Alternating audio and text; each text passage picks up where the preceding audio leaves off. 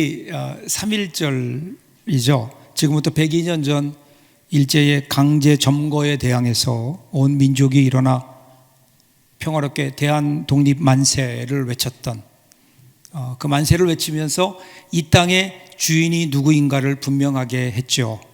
이 땅의 주인이 누구인가. 이때가 되면 생각나는 영화가 한 편이 있습니다. 한 5년 전쯤인가요? 덕혜옹주라는 영화를 보았는데 일제 강점기의 서름과 고통, 그것이 덕혜옹주라는 한 인물을 통해서 표현되면서 제가 영화를 보는 중에 그 여러 군데에서 흐느끼는 그러한 울음소리를 들을 수 있었습니다. 제가 성질이 좀 급하잖아요. 그래서 영화를 보면 제일 먼저 다른 사람보다 1등으로 영화관을 나오는데, 그때 그 영화는 엔딩 크레딧이 끝날 때까지 저로 하여금 그 영화를 보던 그 자리에 앉아 있게 했습니다. 그 고종의 금지 오겹 고명딸로 태어나 사랑을 듬뿍 받고 자랐던 덕혜옹주. 그런데 고종이 죽으면서 이제 시련이 찾아오게 되죠. 조선 황실의 흔적을 지우기 위해서 일본은 이 덕혜옹주를 강제로 일본으로 보내서 일본식 교육을 시킵니다. 그리고 그곳에 함께 있었던 조선인들, 그리고 자기들의 일제 강점을 합법화하기 위해서 그것을 지지하는 연설을 시키죠. 그 연설 자리에서 옹주는요, 굴하지 않고 그 앞에 나와 있는 백성들을 향해 자신의 신념을 그대로 설명합니다. 우리에겐 돌아갈 고향이 있습니다. 저도 끝까지 포기하지 않겠습니다. 빼앗긴 들에도 봄은 옵니다. 그 덕혜옹주가 타향에서 얼마나 고국을 그리워했는지 그 절절함이 그대로 드러나는 대목이기도 하죠. 제가 이번 주간에 설교를 준비하다가 덕혜옹주의 그 대사가 생각이 났습니다. 빼앗긴 들에도 봄은 옵니다. 빼앗긴 들에도 봄은 옵니다. 오늘 우리의 현실을 보면요, 마치 코로나라고 하는 눈에 보이지 않는 적에게 우리의 들판을, 우리의 일상을 빼앗긴 것 같은 그 막막함이 우리들에게 있어요.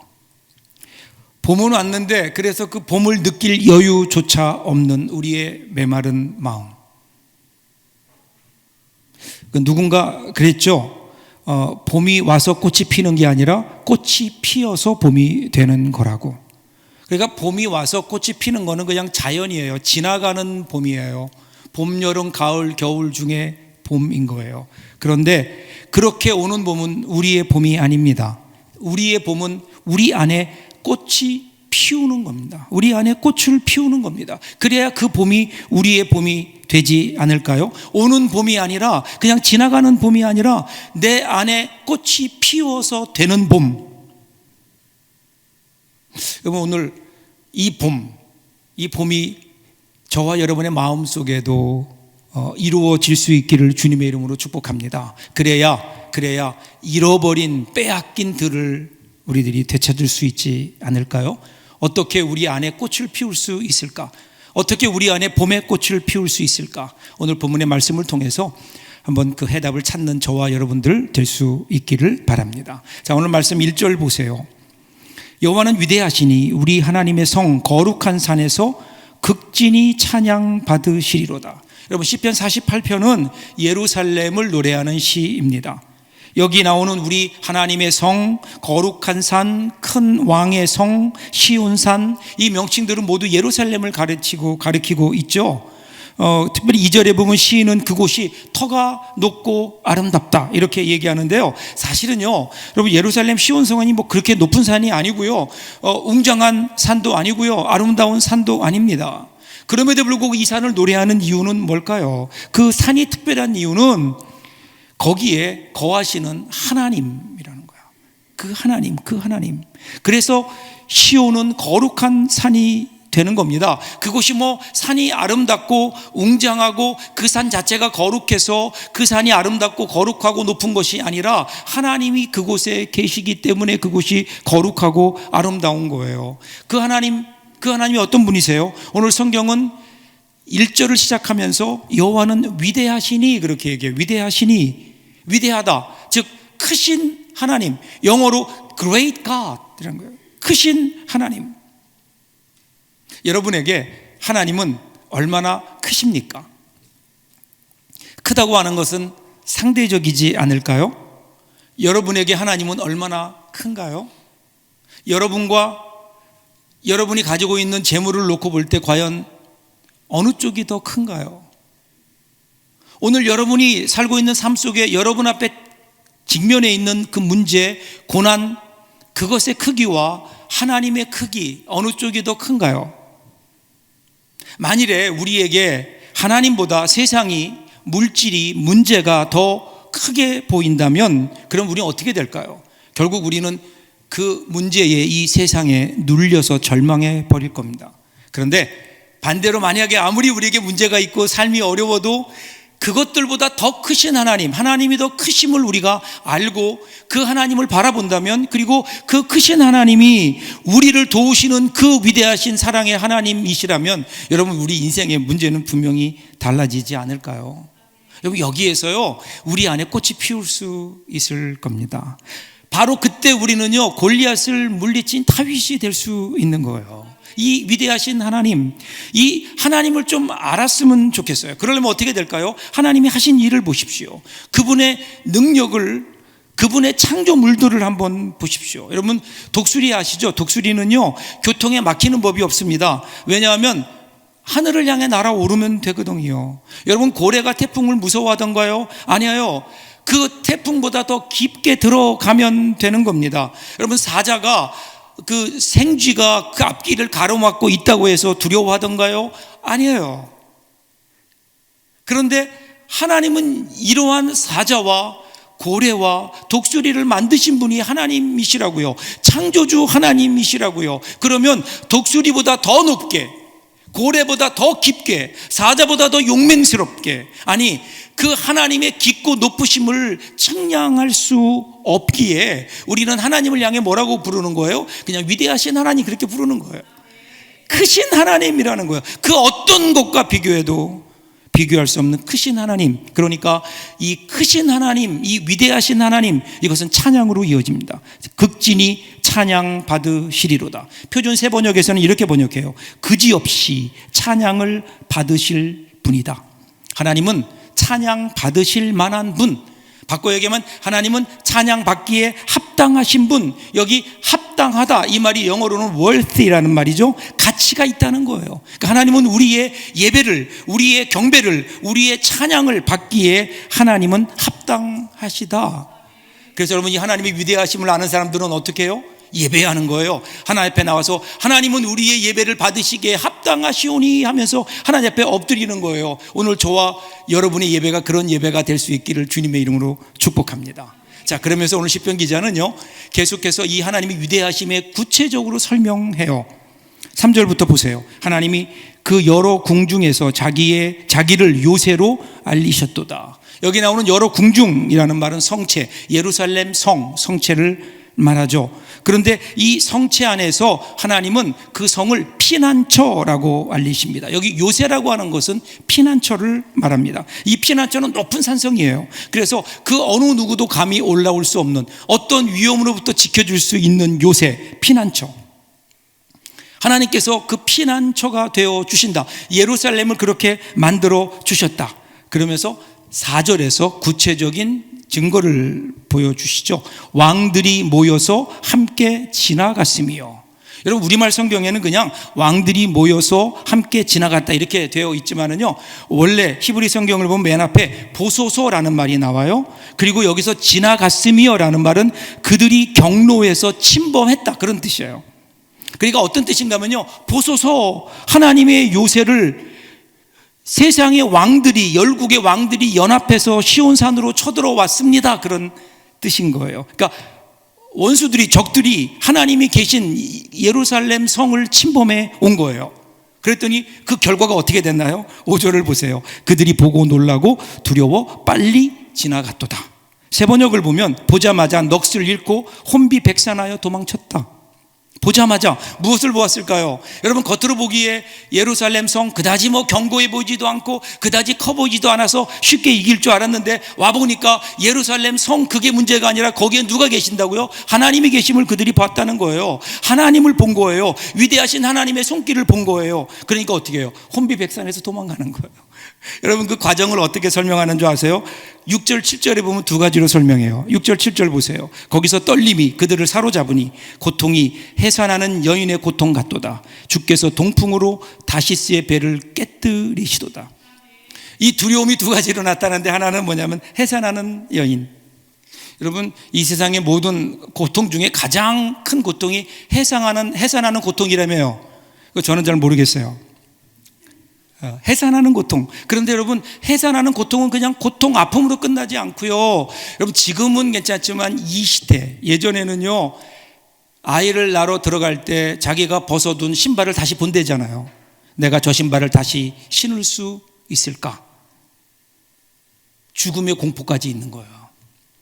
그러니까 여러분, 지금 이 예루살렘을 쳐들어왔던 적들이 고통, 그뿐이 아니라 죽음의 공포까지 경험했다는 거예요. 또 하나는요, 폭풍에 깨어지는 배입니다. 여기 동풍이라는 것은 성경의 심판의 상징으로 나오는데 파괴적인 바람이에요. 아주 굉장한 돌풍입니다.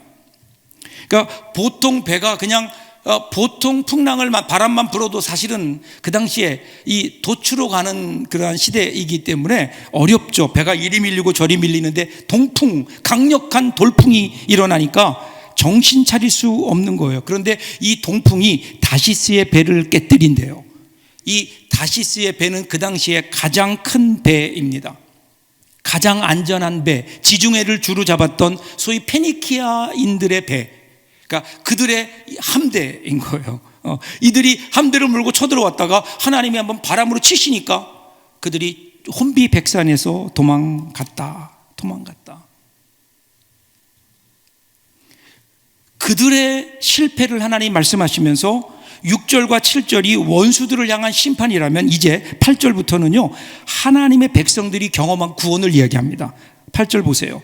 우리가 들은 대로 여호와 만군의 여호와의 성 우리 하나님의 성에서 보았더니 하나님이 이를 영원히 견고하게 하시리로다. 자, 우리가 들은 대로 그리고 우리가 보았도다. 우리가 들은 대로 과거에 있었던 이야기를 현재로 보는 거예요. 그동안 이스라엘 백성들은 하나님께서 구원하신 이야기들을 수도 없이 들었을 거예요. 그의 조상들로부터 하나님의 창조, 하나님께서 행하신 출애굽, 광야에서 어떻게 하나님이 그들을 인도하셨으며 가나안 정복, 이러한 이야기들, 하나님이 그들의 역사 가운데 선조들에게 역사하셨던 그 하나님의 수많은 일들을 아마 귀로 들어왔을 겁니다. 하나님의 구원의 소식을 들어왔을 겁니다. 그런데 이제는 그들이 더 이상 귀로만 듣는 그러한 소식, 지식이 아니라 눈으로 보는 지식을 갖게 됐다는 거예요. 그 눈으로 보는데 그 눈에 보는 대상이 어느 거예요? 예루살렘 성이에요. 시온 성이에요. 시온 성. 이러한 모든 열국의 침입으로부터 지켜주신 하나님, 겉으로 볼 땐 볼품이 없고 약해 보이는 그 예루살렘 성 시온 성을 지켜주시는 하나님, 눈앞에 보이는 지금도 건재하게 서 있는 시온성을 바라보면서, 예루살렘 성을 바라보면서 그들은 하나님의 보호하심을, 하나님의 역사하심을 지금 눈으로 보고 있는 거예요. 그리고 앞으로 어떠한 일이 있더라도 지금 이 성을 보호하고 계시는 하나님, 그 하나님께서 우리의 미래를 지켜주시고 보호해 주실 것이다라는 확신으로 이어지는 겁니다. 그래서 9절 보세요. 하나님이요, 우리가 주의 전 가운데서 주의 인자하심을 생각하였나이다. 여러분, 여기 생각한다고 하는 말은 단순히 그냥 머리로 추리한다 그런 말이 아니라 마음속에 이미지를 그려보는 거예요.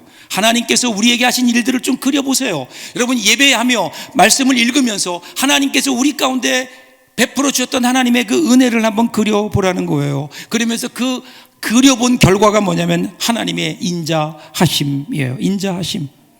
여러분, 인자하심이라는 말은 여러분 잘 아는 히브리어, 우리가 히브리어를 몇 개 알지 못하지만 그 중에 하나 아는 게 헤세드죠. 헤세드. 하나님의 인자하심, 하나님의 한결같은 사랑, 택하신 백성과의 언약을 한 번도 어기지 아니하시고 지키시는 하나님의 신실하심, 그리고 어떤 이유 없이 일방적으로 베풀어지는 하나님의 은혜, 그리고 하나님의 백성들을 불쌍히 여기시는 이런 모든 것들을 포함한 단어예요. 하나님이 우리를 대하시는 방식, 첫 번째가 뭐예요? 헤세드예요. 헤세드. 그리고 이 구원은요, 이 하나님 헤세드는 정의와 연관됩니다. 10절 보세요. 하나님이여 주의 이름과 같이 찬송도 땅 끝까지 미쳤으며 주의 오른손에는 정의가 충만하였나이다. 여러분, 이 헤세드의 또 다른 모습이 정의인 거예요. 정의. 여러분, 의로운 자에게 하나님의 심판은 공의의 절대적 요청이에요. 그러나 악인들에게는 있어서는 안 될 악몽입니다. 그러니까 악인들은 자연의 심판을 두려워해요. 그들에게는 그것이 공의요 하나님의 심판이지만 의인에게는 그것이 소망이고 그리고 그것이 공평한 일이 되는 것 아닐까요? 그죠? 이 하나님의 심판. 그래서 11절 보세요. 주의 심판으로 말미암아 시온산은 기뻐하고 유다의 딸들은 즐거워할지어다.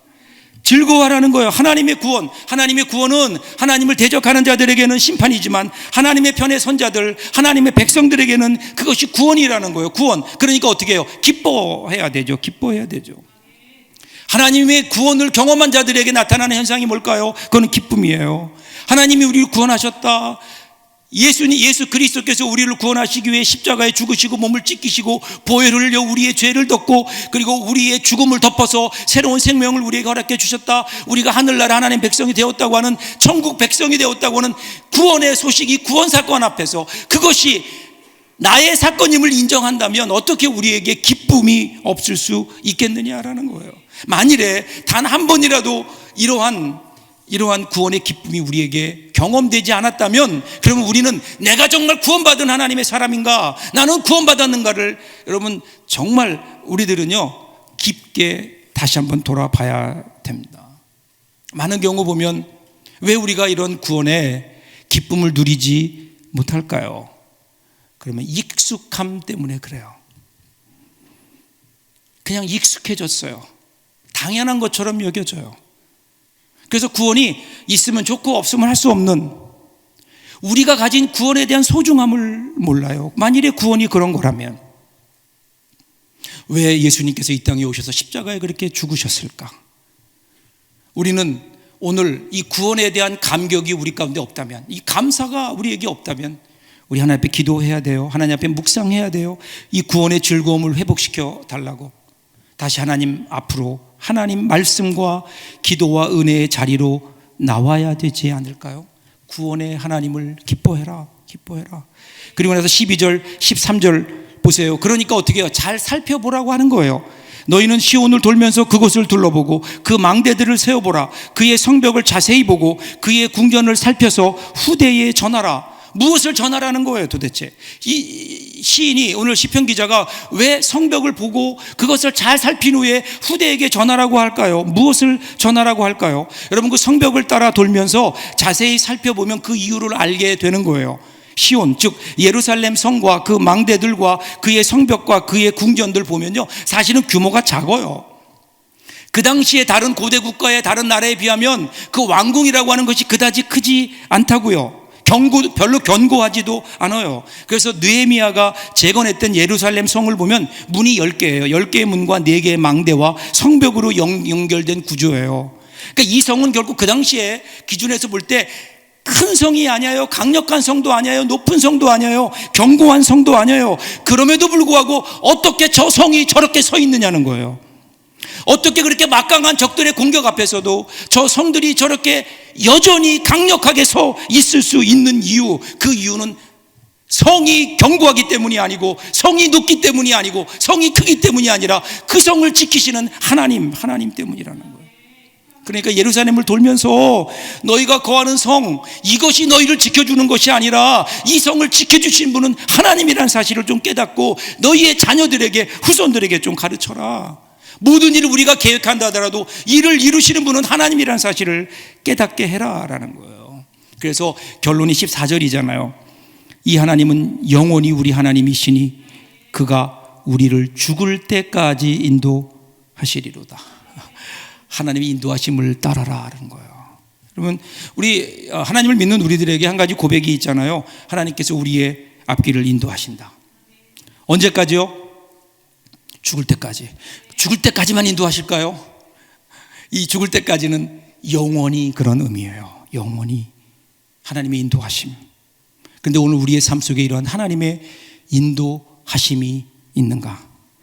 하나님이 광야 40년 동안 이스라엘 백성들을 인도하셨어요. 그 모든 인도하심을, 그 하나님의 인도하심을 마무리하면서 모세가 신명기 1장 31절에서 이렇게 얘기해요. 광야에서도 너희가 당하였거니와 사람이 자기의 아들을 아는 것 같이 너희 하나님 여호와께서 너희가 걸어온 길에서 너희를 안으사 이곳까지 이르게 하셨느니라.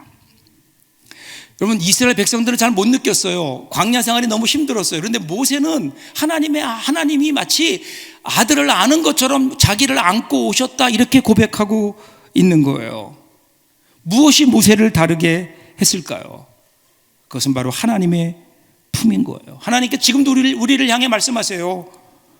너희를 아는 것 같이 인도하겠다. 너희를 아버지가 아들을 안고 가는 것처럼 너희를 안고 인도하겠다. 여러분, 여기서 우리가 알 수 있는 게 있어요. 하나님의 인도하심, 하나님의 인도하심은 어떨까요? 하나님은요, 우리를 그냥 앞서가시며 잘 따라와라, 너 내 뒤를 잘 따라와야 돼, 이렇게 인도하시지 않는다는 거예요. 하나님은 무언가를 가르쳐 주시기 전에 먼저 하나님은 우리를 안으세요. 하나님은 하나님의 품에 우리를 안으세요. 그리고 마치 아버지가 아들을 안고 가는 것처럼 그렇게 우리 인생을 인도하기를 원하신다는 거예요. 자, 문제는 오늘 우리는 이 하나님의 인도하심 앞에 하나님의 품에 안기는 것이 먼저인데, 우리는 하나님께 어떻게 인도하실 건데요? 묻고 있는 것은 아닌가? 하나님을 신뢰한다면, 하나님을 바라본다면 우리는 하나님의 품에 안기는 거예요. 그럼 그 다음은 하나님이 알아서 인도해 주시는 거예요. 왜 우리가 이 하나님의 인도하심을 놓칠까? 이 하나님의 품.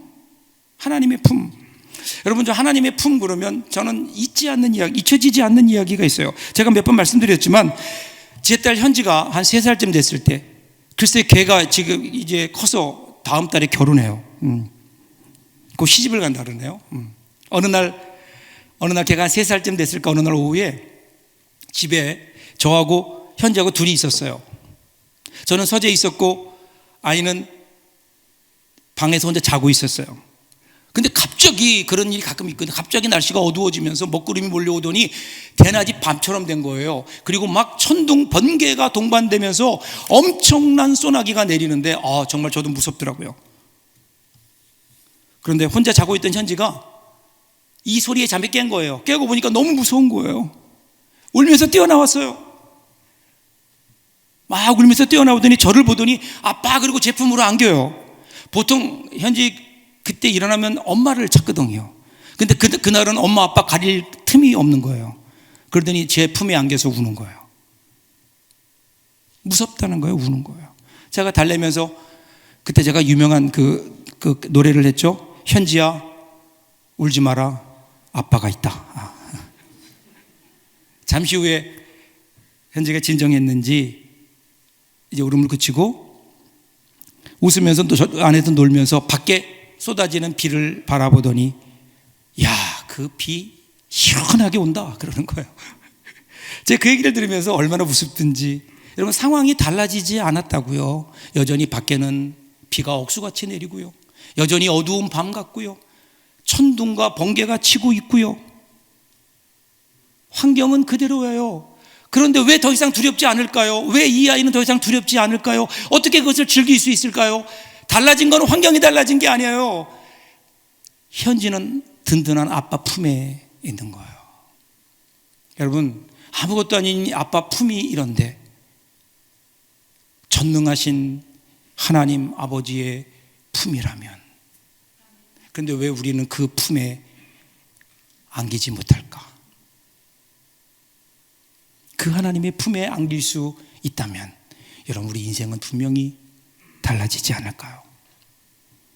벌써 우리는 1년 넘게 코로나에게 우리의 일상을 빼앗겼습니다. 빼앗긴 들에도 봄은 올 것인가? 포기에 가까운 탄식이 우리에게 있습니다.